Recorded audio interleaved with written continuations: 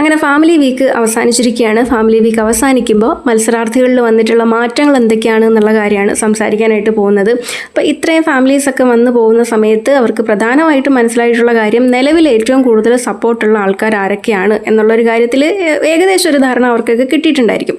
അപ്പോൾ ആ ധാരണ വെച്ചിട്ട് അവർ ഏത് രീതിയിലാണ് അവരുടെ ഗെയിം ചേഞ്ച് ചെയ്യുക എന്നുള്ളത് വരുന്ന ആഴ്ചകളുടെ അവരുടെ പെർഫോമൻസിൻ്റെ അടിസ്ഥാനത്തിലായിരിക്കും മനസ്സിലാവുക. എന്നാലും ഈ വന്ന ഫാമിലീസ് കൊടുത്തിട്ടുള്ള സൂചനകളുടെ അടിസ്ഥാനത്തിൽ ഇപ്പം നിലവിൽ അവർ മുന്നോട്ട് പോകുന്ന ഒരു രീതിയെ കുറിച്ചിട്ടാണ് സംസാരിക്കുന്നത്. മറ്റു മത്സരാർത്ഥികളുടെ ഗെയിമിനെ കൂടെ സ്വാധീനിക്കാൻ പറ്റുന്ന തരത്തിൽ അവിടെ വന്ന് സംസാരിച്ചിട്ടുള്ളതും പെരുമാറിയിട്ടുള്ളതും എനിക്ക് തോന്നുന്നു ആദിലേൻ്റെയും നൂറേൻ്റെയും ഫ്രണ്ട്സായിട്ടുള്ള ജാസ്മിനും അതേപോലെ ദിയാസനയാണ്. അതിൽ പ്രത്യേകിച്ച് ജാസ്മിൻ. കാരണം ജാസ്മിൻ അവിടെ മറ്റ് മത്സരാർത്ഥികൾക്കും കൂടെ മനസ്സിലാവുന്ന തരത്തിൽ വളരെ ഡയറക്റ്റായിട്ട് പറഞ്ഞൊരു കാര്യം, എല്ലാ സീസണിലും ഉണ്ടാവും ആദ്യത്തെ ആഴ്ചയിൽ വെറുപ്പിക്കുന്ന ഒരാൾ. അപ്പോൾ ഈ ആദ്യത്തെ ആഴ്ചയിൽ വെറുപ്പിക്കുന്നത് കൊണ്ട് തന്നെ മറ്റു മത്സരാർത്ഥികൾ പിന്നീട് അയാളോട് ദേഷ്യം കാണിക്കും. അങ്ങനെ ബാക്കിയുള്ള ആൾക്കാർ നെഗറ്റീവ് ആവുകയും ഈ വെറുപ്പിച്ച ആൾ അകത്ത് വില്ലനാകുകയും പുറത്ത് അയാൾ ഹീറോയാകുകയും അങ്ങനെ അയാൾ വിന്നർ ആവുന്ന ഒരു സാഹചര്യം എല്ലാ സീസണിലും ഉണ്ടാവും. ഈ സീസണിലും അതേ സാഹചര്യമാണ് എന്നുള്ളത് ജാസ്മിൻ അവിടെ പറയുകയും, അതായത് അനീഷ് ആയിരിക്കും ഈ സീസണിൽ വിൻ ചെയ്യാൻ സാധ്യതയുള്ളയാൾ എന്ന് പറയുന്നു. അതിനെ പറ്റിയിട്ട് പിന്നീട് ഒണിയിലും ആര്യനും ഒക്കെ അവിടെ നിന്ന് സംസാരിക്കുന്നത് നമ്മൾ കണ്ടിട്ടുണ്ട്. അത് മാത്രമല്ല മറ്റുള്ള ഫാമിലീസൊക്കെ വരുമ്പോൾ അവർ അനീഷിനോട് പെരുമാറുന്ന രീതിയൊക്കെ വെച്ച് നോക്കിയിട്ട് അനീഷിന് നല്ല രീതിയിൽ തന്നെ സപ്പോർട്ട് ഉണ്ട് എന്നുള്ളത് മനസ്സിലാക്കാൻ പറ്റുന്ന കാര്യമുള്ളൂ. അതേപോലെ ആദിലേൻ്റെ അടുത്ത് ജാസ്മിൻ പറഞ്ഞു കൊടുക്കുന്നത്, നീ അനീഷിൻ്റെ അടുത്ത് ഓവർ റിയാക്ട് ചെയ്ത് അനീഷിനൊരു സ്പേസ് അവിടെ ഉണ്ടാക്കി കൊടുക്കരുത് എന്നാണ്. എന്ന് പറഞ്ഞാൽ അനീഷിന് വളരാനായിട്ടൊരു വളമായിട്ട് ആദില നിന്ന് കൊടുക്കരുത് എന്നുള്ളതാണ്. ആദിലയ്ക്ക് ആ കാര്യം പറഞ്ഞതൊക്കെ മനസ്സിലാവുന്നുണ്ട്. പിന്നീട് അനീഷിൻ്റെ അടുത്ത് ആദില പെരുമാറുന്ന രീതിയൊക്കെ വെച്ച് നോക്കിക്കഴിഞ്ഞാൽ അങ്ങനെ ഒരു ഡിസ്റ്റൻസ് കീപ്പ് ചെയ്ത് അനീഷിന് അനാവശ്യമായിട്ടൊരു സ്പേസ് ഉണ്ടാക്കി കൊടുക്കാതിരിക്കാനായിട്ട് ആദിലേൻ്റെ ഭാഗത്തു നിന്നൊരു ശ്രമം ഉണ്ടാവുന്നതായിട്ടൊക്കെ തോന്നിയിട്ടുണ്ട്. പക്ഷേ അത് എത്രത്തോളം ആദിലേക്ക് മുന്നോട്ട് കൊണ്ടുപോകാൻ പറ്റുമെന്നുള്ള കാര്യത്തിൽ എനിക്ക് സംശയമുണ്ട്. അപ്പോൾ ആദിലേക്ക് മാത്രം എന്നുള്ളതല്ല, ഇപ്പോൾ പൊതുവേ അനീഷിനാണ് സപ്പോർട്ട് കൂടുതലെന്നുള്ളത് അവിടെയുള്ള എല്ലാവർക്കും മനസ്സിലായിട്ടുണ്ട്. പക്ഷേ ഇവരുടെ പ്രശ്നം എന്താണെന്ന് പറഞ്ഞാൽ ഇവർ പലപ്പോഴും വൈകാരികമായിട്ടാണ് കാര്യങ്ങളെയൊക്കെ കാണുന്നത്.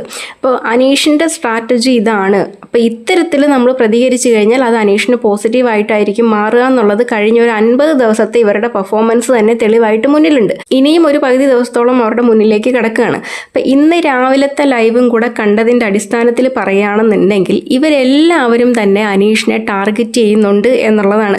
ഇപ്പോൾ അനീഷ് ഏതെങ്കിലും തരത്തിൽ ഇവരെ പ്രൊവോക്ക് ചെയ്യുന്ന തരത്തിൽ സംസാരിച്ച് വെറുപ്പിക്കുന്ന തരത്തിൽ സംസാരിച്ചു കഴിഞ്ഞാൽ അതിലും മേലെയായിട്ട് ഇവർ ഓവർ റിയാക്ട് ചെയ്ത് അനീഷിൻ്റെ അടുത്ത് സംസാരിക്കുകയാണെന്നുണ്ടെങ്കിൽ വീണ്ടും ചരിത്രം ആവർത്തിച്ച് അവിടെ അനീഷ് തന്നെ പോസിറ്റീവ് ആവാനായിട്ടുള്ളൊരു സാധ്യതയാണ് നിലവിൽ കാണുന്നത്. അതിന് പകരം അവർ ബുദ്ധിപരമായിട്ട് ചിന്തിച്ച് അനീഷിനെ കറക്റ്റായിട്ട് ഡീൽ ചെയ്ത് കഴിഞ്ഞാൽ ഈ നമ്മൾ വിചാരിക്കാത്ത ഒരാളായിരിക്കും വിന്നറായിട്ട് വരിക, ഏറ്റവും താഴെ നിൽക്കുന്ന ആൾക്ക് മേളിൽ വരാനായിട്ടുള്ളൊരു സാഹചര്യമൊക്കെ ഉണ്ട്. അവരെങ്ങനെ അനീഷിനെ കൈകാര്യം ചെയ്യും എന്നുള്ളതിനനുസരിച്ചിരിക്കും. ഞാനിവിടെ ഈ അനീഷിൻ്റെ കാര്യം എടുത്ത് പറയാൻ കാരണം അനീഷാണ് എല്ലാവർക്കും എതിരെ ഗെയിം കളിക്കുന്ന ഒരാൾ. ഇപ്പോൾ ഒരു പാർഷ്യാലിറ്റിയും കാണിക്കാതെ ആർക്കെതിരെ ആണെങ്കിലും മുഖം നോക്കാതെ ഒരു അഭിപ്രായം പറയുന്ന ഒരാൾ അനീഷാണ്. എന്ന് പറഞ്ഞാൽ അനീഷിന് വേണ്ട ഒരു സ്പേസ് അനീഷ് ക്രിയേറ്റ് ചെയ്യാനായിട്ട് ശ്രമിക്കും എന്നുള്ളതാണ്. അപ്പോൾ അങ്ങനെ ശ്രമിക്കുന്ന ഒരാളെ ഇഗ്നോർ ചെയ്യാനായിട്ട് കഴിയില്ല. ഇവർ അനീഷിനെ അഡ്രസ്സ് ചെയ്തേ പറ്റുള്ളൂ. അനീഷിനെ അവോയ്ഡ് ചെയ്ത് കഴിഞ്ഞാൽ ഉള്ളൊരു പ്രശ്നം എന്താ? ഇപ്പം അനീഷ് അങ്ങനെ ഒരു സ്പേസ് ഉണ്ടാക്കാനായിട്ട് ശ്രമിക്കുന്നു, അനീഷിനെ ആരും കേൾക്കുന്നില്ല, ഇഗ്നോർ ചെയ്യുന്നു, അവോയ്ഡ് ചെയ്യുന്നു. എത്ര തവണ ഇവർ ഇഗ്നോർ ചെയ്യും? അനീഷ് എന്തെങ്കിലും സംസാരിച്ച് തുടങ്ങുമ്പോൾ തന്നെ ഇവരാരും കേൾക്കാതെ മൈൻഡ് ചെയ്യാതെ ഇങ്ങനെ ആവർത്തിച്ച് പോകുന്ന സമയത്ത് അനീഷിൻ്റെ അടുത്തായിരിക്കും സെൻറ്റിമെൻറ്റ്സ് തോന്നുന്നത്. അപ്പോഴും അനീഷിനാണ് അവിടെ പോസിറ്റീവായിട്ട് വരിക. ഇനി അനീഷ് എന്തെങ്കിലും കാര്യം സംസാരിച്ച് വരുമ്പോഴത്തേക്കിനും ഇപ്പം ഇത് കേട്ടുകൊണ്ടിരിക്കുന്ന അവിടെയുള്ള മത്സരാർത്ഥികൾക്ക് ഇഷ്ടപ്പെടുന്നില്ല, അനീഷിൻ്റെ സംസാര രീതി ഇഷ്ടപ്പെടുന്നില്ല, അനീഷിനോടൊരു ദേഷ്യം തോന്നുന്നു, അങ്ങനെ അനീഷിൻ്റെ മുകളിൽ ഒരു ഓവർ റിയാക്ട് ചെയ്യുന്നു എന്ന് വിചാരിക്കുക. അതും തുടർച്ചയായിട്ട് അനീഷിനെ എതിർത്ത് ഓവറായിട്ട് റിയാക്ട് ചെയ്യുമ്പോൾ അവിടെയും അനീഷിനാണ് പോസിറ്റീവായിട്ട് വരിക. അപ്പോൾ അനീഷിനെ പോലൊരാളെ അവോയ്ഡ് ചെയ്യാനോ ഇഗ്നോർ ചെയ്യാനോ കഴിയില്ല. ഇവർ കറക്റ്റായിട്ട് അഡ്രസ്സ് ചെയ്ത് ബുദ്ധിപൂർവ്വം അനീഷിനെ ഹാൻഡിൽ ചെയ്താൽ മാത്രമേ അനീഷിന് മുകളിലേക്ക്, ഇപ്പോൾ ഏറ്റവും താഴത്ത് നിൽക്കുന്ന ഒരാൾക്ക് അനീഷിനെ മറികടന്ന് മുകളിലേക്ക് വരണം എന്നുണ്ടെങ്കിൽ അനീഷിനെ കറക്റ്റായിട്ട് ഡീൽ ചെയ്യണം എന്നുള്ളതാണ്. ഇനി ഷാനവാസിൻ്റെ കാര്യം പറഞ്ഞാൽ, ഇപ്പോൾ ഷാനവാസിൻ്റെ ഫാമിലി വന്ന സമയത്ത് ഏതെങ്കിലും തരത്തിലുള്ള ഹിൻഡ് കൊടുക്കുന്നതായിട്ട് ലൈവിലോ എപ്പിസോഡിലോ ഒന്നും കാണിച്ചിട്ടില്ല. എന്നാലും ഫാമിലി വന്നു പോയതിന് ശേഷം ഷാനവാസ് ഒരു ഓവർ കോൺഫിഡൻസോട് കൂടി പെരുമാറുന്നതായിട്ട് ഫീൽ ചെയ്തിട്ടുണ്ട്. കാരണം അനാവശ്യമായിട്ട് പ്രശ്നങ്ങൾ സ്വയം ക്രിയേറ്റ് ചെയ്യാൻ ശ്രമിക്കുന്നതായിട്ട് ഫീൽ ചെയ്തിട്ടുണ്ട്. ഇപ്പോൾ പൊതുവേ ഷാനവാസ് അവിടെ കളിച്ചുകൊണ്ടിരിക്കുന്ന ഗെയിം എന്ന് പറഞ്ഞു കഴിഞ്ഞാൽ മാനിപ്പുലേറ്റ് ചെയ്യുക എന്നുള്ളതാണ്. അതായത് ആൾക്കാരെ മാനിപ്പുലേറ്റ് ചെയ്ത് തനിക്ക് അനുകൂലമായിട്ടുള്ളൊരു സാഹചര്യം അവിടെ സൃഷ്ടിക്കുക എന്നുള്ളതാണ് ഷാനവാസ് ചെയ്യുന്നൊരു കാര്യം. അപ്പം ഷാനവാസിൻ്റെ ഭാഗത്തു നിന്ന് ഏതെങ്കിലും തരത്തിലുള്ള ഒരു മിസ്റ്റേക്ക് വന്നാലും അത് ഷാനവാസിൻ്റെ കൂടെ നിൽക്കുന്ന ആൾക്കാരെ പറഞ്ഞ് വേറെ രീതിയിൽ പറഞ്ഞ് വിശ്വസിപ്പിച്ച് കൂടെ നിർത്താനായിട്ട് ശ്രമിക്കുക എന്നുള്ളതാണ്. മാത്രമല്ല ഈ ഫാമിലി വന്നതിന് ശേഷം പ്രത്യേകിച്ച് ഷാനവാസിൻ്റെ മോൾക്ക് നെവിനെയാണ് ഏറ്റവും കൂടുതൽ ഇഷ്ടമെന്ന് പറയുന്നു.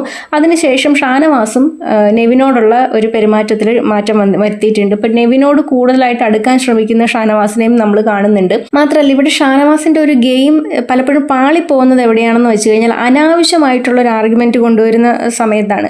എന്ന് പറഞ്ഞാൽ ഇപ്പോൾ ഷാനവാസും ഗ്യാങ്ങും, അതായത് ഷാനവാസ്, ആദില, നൂറ, ഇപ്പം അതിൽ ഒരു പരിധിവരെ ഉണ്ണിയിലുണ്ട്, അതുപോലെ തന്നെ ജിസേൽ. അപ്പം ഇവരെല്ലാവരും കൂടി വെറുതെ ഇരിക്കുന്ന അക്ബറിനെ ടാർഗറ്റ് ചെയ്യുന്നു. അപ്പം അക്ബർ ഇത് അറിയുന്ന പോലും ഇല്ല എന്ത് കാര്യത്തിനാണ് എന്നുള്ളത്. അപ്പം അനാവശ്യമായിട്ട് ഒരാളെ ടാർഗറ്റ് ചെയ്ത് സംസാരിക്കുന്ന സമയത്ത്, അത് നിരന്തരം സംസാരിക്കുന്ന സമയത്ത്, ഇപ്പം ഏത് വിഷയം വന്നാലും നെവിനോട് സംസാരിക്കുന്ന സമയത്ത് പറയുന്നുണ്ട്, നെവിനെ നമ്മൾ തമ്മിലുള്ള പ്രശ്നം ഇത്രയും വഷളാക്കിയത് അക്ബർ ഒരാളാണ്. അപ്പം ജിസേൽ വന്ന് ഷാനവാസിനോട് സംസാരിക്കുമ്പോൾ പറയുന്നു, ജിസേലിൻ്റെയും ആര്യൻ്റെയും വിഷയം ഇത്രയും മോശമാക്കാൻ ശ്രമിക്കുന്നത് അക്ബറാണ്. അപ്പം എന്തെടുത്താലും അക്ബർ എന്ന് പറഞ്ഞ് അക്ബറിനെ മാത്രം ടാർഗറ്റ് ചെയ്യുന്ന സമയത്ത് അവിടെ അക്ബർ ഇതൊന്നും അറിയാതെ മിണ്ടാതെ ആ ബീ ബാഗിൽ ഇരിക്കുകയാണ്.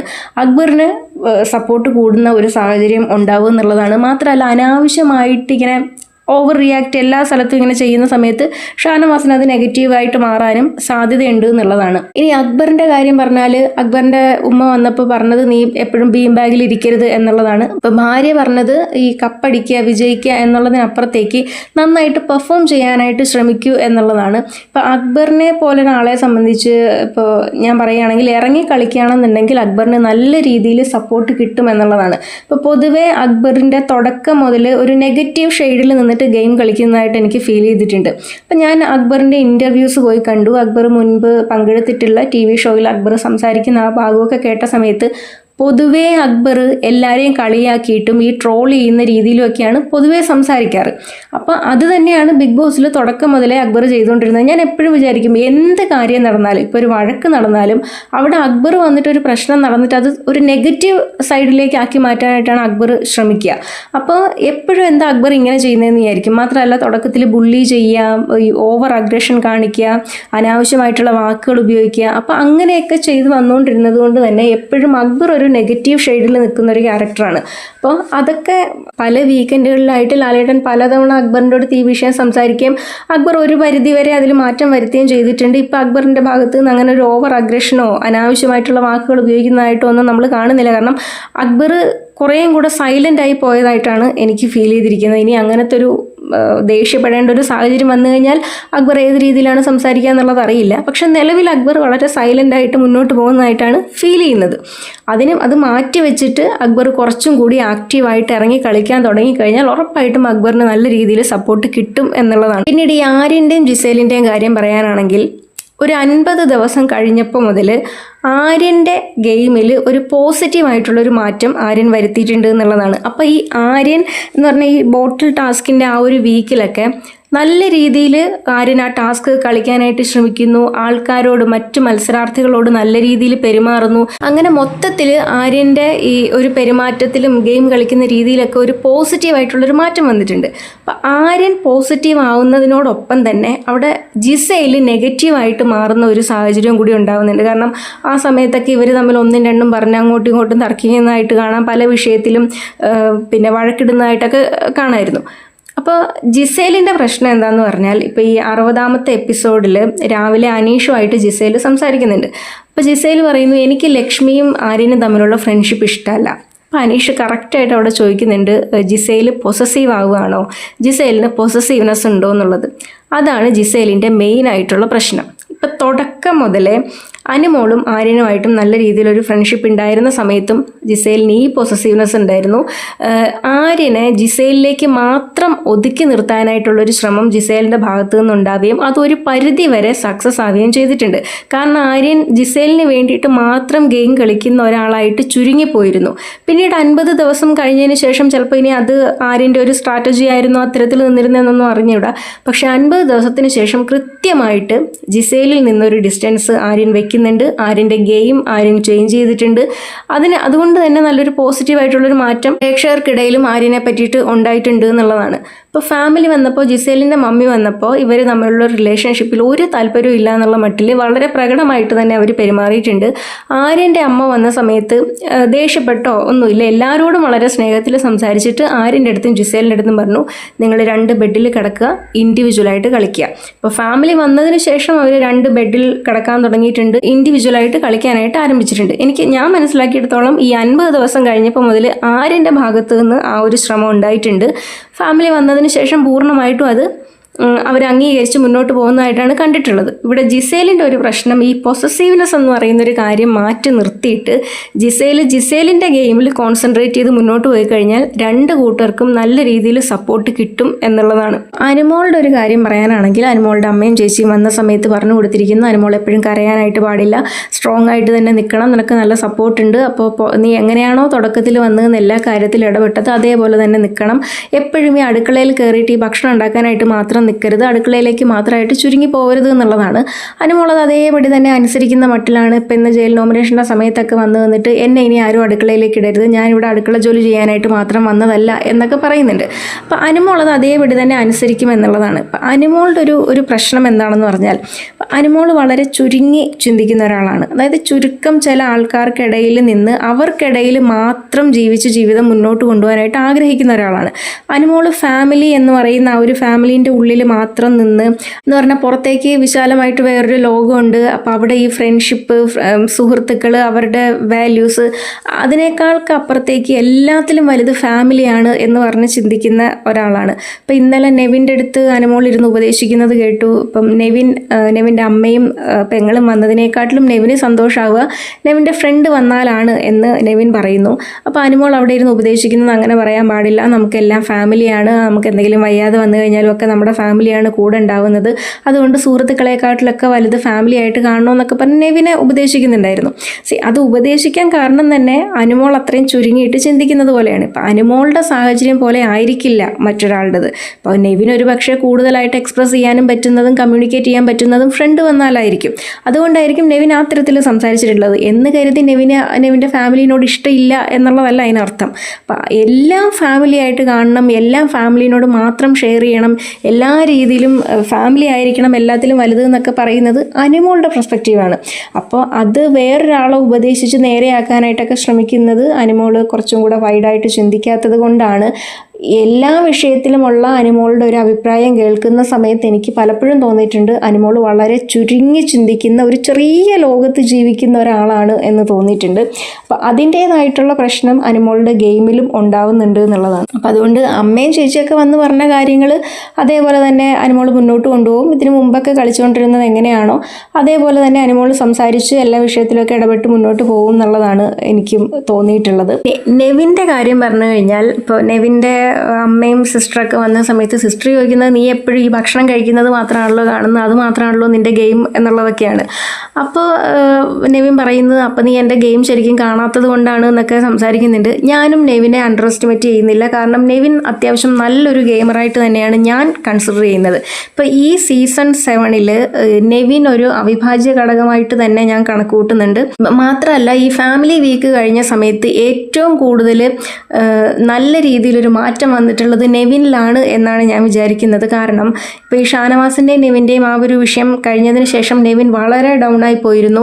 വീണ്ടും തിരിച്ച് ഈ ഫാമിലി വീക്ക് തുടങ്ങിയതിന് ശേഷമാണ് നെവിൻ്റെ ആ ഒരു എൻ്റർടൈൻമെൻറ്റ് പാർട്ട് തിരിച്ച് പൂർവാധികം ശക്തിയോടെ തിരിച്ചു വന്നതെന്നുള്ളതാണ്. ഇപ്പോൾ പലപ്പോഴും ഈ പേഴ്സണൽ സ്പേസ് മാനിക്കാതെ നെവിൻ ബിഹേവ് ചെയ്യാറുണ്ട് എന്നുള്ളത് ഒഴിച്ചു നിർത്തി കഴിഞ്ഞാൽ നെവിൻ നല്ല രീതിയിൽ എൻ്റർടൈൻമെൻറ്റ് അവിടെ കൊടുക്കുന്നുണ്ട് എന്നുള്ളതാണ്. ഇപ്പം നെവിൻ്റെ ഷോർട്സൊക്കെ ചില സമയത്ത് കാണുമ്പോൾ നമുക്ക് ചിരി വരും. കാരണം നെവിൻ മാത്രമേ ഉള്ളൂ ആ തരത്തിൽ അവിടെ പെരുമാറുന്ന, ഒരു നല്ലൊരു എൻ്റർടൈൻമെൻറ്റ് കൊണ്ടുവന്ന്, ഒരു ഫൺ കൊണ്ടുവന്ന് ഒരു മൂഡ് ചേഞ്ച് ചെയ്യാൻ പറ്റുന്ന ഒരാൾ എനിക്ക് തോന്നുന്നു നെവിൻ മാത്രമാണ്. അപ്പം അതുകൊണ്ട് നെവിന് നല്ല രീതിയിൽ സപ്പോർട്ട് കിട്ടി നെവിൻ കുറച്ചും കൂടി നല്ല മുന്നിലേക്ക് പോട്ടെ എന്ന് വിചാരിക്കുന്നു. അപ്പോൾ ഏറ്റവും നല്ലൊരു മാറ്റം വന്നിട്ടുള്ളത് നെവിനിലാണ് എന്നാണ് ഞാൻ വിചാരിക്കുന്നത്. അപ്പോൾ ഇനി ഒണീലിൻ്റെ വിഷയം പറഞ്ഞാൽ, ഇപ്പം ഒണീൽ ഫാമിലി വരുന്നതിന് തൊട്ട് മുമ്പ് വരെ ഒരു വൃത്തികെട്ട ഡബിൾ ഗെയിം കളിച്ചിട്ട് ഒരു വളരെ നെഗറ്റീവായിട്ട് നിൽക്കുന്ന ഒരാളാണ്. എന്ന് പറഞ്ഞാൽ ഇപ്പോൾ ജിസേലിൻ്റെയും ആര്യൻ്റെയും വിഷയത്തിൽ ജിസേലിൻ്റെ കൂടെ നിന്ന് ആര്യനും ലക്ഷ്മിക്കും എതിരെ സംസാരിക്കും, അക്ബറിൻ്റെ കൂടെ നിന്ന് ജിസേലിനും ആര്യനും എതിരെ സംസാരിക്കും. അക്ബർ ജിസേലിൻ്റെ അടുത്ത് ഈ ഒണീലിനെ പറ്റിയിട്ട് ഇങ്ങനെയാണെന്ന് പറഞ്ഞു കഴിഞ്ഞാൽ ജിസേൽ എന്ന് ഒണീലിൻ്റെ അടുത്ത് ഈ വിഷയം സംസാരിക്കുന്നു. അപ്പോൾ ഇതൊക്കെ കൂടെ അക്ബറിൻ്റെ വിഷയമാണെന്ന് പറഞ്ഞ് ജിസേലിൻ്റെ അടുത്ത് ഒണീൽ പറയുന്നു. അങ്ങനെയൊക്കെ കൂടെ മൊത്തത്തിലൊരു ഡബിൾ ഗെയിം കളിച്ച് നെഗറ്റീവായിട്ട് പോകുന്ന ഒരാളാണ് ഒണീൽ. ഈ ഒണീലിൻ്റെ അമ്മയും ബ്രദറൊക്കെ വന്നതിന് ശേഷം ഒണീലിൻ്റെ സംസാരത്തിലൊരു ചെറിയ മിതത്വം എനിക്ക് ഫീൽ ചെയ്യുന്നുണ്ട്. അപ്പോൾ പൊതുവേ ഒണീൽ സംസാരിക്കുമ്പോൾ പ്രത്യേകിച്ച് ദേഷ്യത്തോടെയാണ് സംസാരിക്കുന്നതെന്നുണ്ടെങ്കിൽ ഒരു മോശം രീതിയിലാണ്, മോശം ലാംഗ്വേജ് ഒക്കെ ഉപയോഗിച്ചിട്ടാണ് ഒണീൽ സംസാരിക്കാറ്. അപ്പോൾ അതിൽ നിന്ന് വിഭിന്നമായിട്ട് ഒരു മിതത്വം പാലിച്ച് സംസാരിക്കുന്നതായിട്ട് ഇന്നത്തെ ലൈവ് കണ്ട സമയത്ത് എനിക്കിങ്ങനെ തോന്നുന്നുണ്ട്. ഒണീൽ ഈ ആഴ്ച ഔട്ടായില്ലെന്നുണ്ടെങ്കിൽ അടുത്ത ആഴ്ച മുതൽ ഒണീൽ ഏത് രീതിയിലായിരിക്കും പെർഫോം ചെയ്യുക എന്നുള്ളത് കണ്ടറിയാം. ഇപ്പോൾ ദേഷ്യം വരുന്ന സമയത്ത് വീണ്ടും പഴയ രീതിയിൽ തന്നെ വളരെ മോശം രീതിയിൽ സംസാരിക്കുമോ, അതല്ല ഇപ്പോൾ ഫാമിലി വന്ന് ഇത്രയും സപ്പോർട്ട് ചെയ്തത് കൊണ്ട് ഒണീലിൻ്റെ ഗെയിമിൽ എന്തെങ്കിലും മാറ്റം വരുമോ എന്നൊക്കെ ഉള്ളത് വരുന്ന ആഴ്ചകളിലായിരിക്കും ഒണീൽ ഔട്ടായില്ലെങ്കിൽ മനസ്സിലാക്കാൻ പറ്റുക. ലക്ഷ്മീനെയും സാബുമാനെയും സംബന്ധിച്ച് അവർക്ക് പ്രത്യേകിച്ച് ഒരു മാറ്റം വന്നതായിട്ടും എനിക്ക് ഫീൽ ചെയ്യുന്നില്ല. ഫാമിലി വരുന്നതിന് മുമ്പ് എങ്ങനെയായിരുന്നോ അതേപോലെ തന്നെ ഇപ്പോഴും എന്നാണ് എനിക്ക് തോന്നുന്നത്. ഇപ്പോൾ മൊത്തത്തിൽ നോക്കിക്കഴിഞ്ഞാൽ ഇപ്പോൾ ഒരു ഫാമിലി വീക്ക് കഴിഞ്ഞു, ഇപ്പോൾ ബിഗ് ബോസ് സീസൺ 7 എന്ന് പറഞ്ഞ് നോക്കിക്കഴിഞ്ഞാൽ കൂടുതൽ സപ്പോർട്ടുള്ളത് ഇന്ന ആൾക്കാർക്കാണ് എന്നുള്ളത് മനസ്സിലായിട്ടുണ്ട്. ഇപ്പോൾ ഇത്രയും നേരത്തെ ഫാമിലി വീക്ക് വെച്ചതുകൊണ്ടുള്ളൊരു ഗുണം ഞാൻ മനസ്സിലാക്കുന്നത്, ഗെയിം കളിക്കാതെ മാറി നിന്നിരുന്ന മത്സരാർത്ഥികൾക്ക് അവരെ സ്വയം മനസ്സിലാക്കി മുന്നോട്ട് നല്ല രീതിയിൽ ഗെയിം കളിക്കാൻ പറ്റുന്നൊരു അവസരം ബിഗ് ബോസ് ഉണ്ടാക്കി കൊടുത്തിട്ടുണ്ട് എന്നുള്ളതാണ്. പക്ഷേ അവരതെങ്ങനെ വിനിയോഗിക്കും എന്നുള്ളത് കണ്ടറിയണം. കാരണം ഈ സീസണിലെ മത്സരാർത്ഥികളിൽ വലിയ പ്രതീക്ഷയൊന്നും ഇല്ലാത്തത് ഇത്തരം പലതരം സൂചനകൾ വീക്കെൻഡ് എപ്പിസോഡിൽ ലാലേട്ടൻ വന്ന് കൊടുത്തിട്ടുണ്ട്. പക്ഷെ അതൊന്നും ഇവർ കാര്യമാക്കാതെ ഇവരെങ്ങനെയാണോ വന്ന സമയത്ത് അതേപോലെ തന്നെ മുന്നോട്ട് പോകാനായിട്ട് ശ്രമിക്കുന്നതായിട്ടാണ് കണ്ടിട്ടുള്ളത്. അപ്പം അതുകൊണ്ട് എത്ര സൂചനകൾ കിട്ടിയാലും നല്ല രീതിയിൽ മുന്നോട്ട് കൊണ്ടുപോകാനായിട്ട് ഇവർ ശ്രമിക്കുകയോ ഇല്ലയോ എന്നുള്ള കാര്യത്തിൽ സംശയമുണ്ട്. നല്ല രീതിയിൽ മുന്നോട്ട് കൊണ്ടുപോയി കഴിഞ്ഞാൽ, ഇപ്പോൾ ഒരു ടാസ്ക് കൊടുത്താലും അത് ബുദ്ധിപൂർവ്വം ടാസ്ക് ലെറ്റർ വായിച്ച് നോക്കി നന്നായിട്ട് ഗെയിം കളിച്ച് മുന്നോട്ട് പോകാൻ അവർ ശ്രമിച്ചു കഴിഞ്ഞാൽ അവർക്ക് തന്നെയായിരിക്കും അതിൻ്റെ ഗുണം കിട്ടുക എന്നുള്ളതാണ്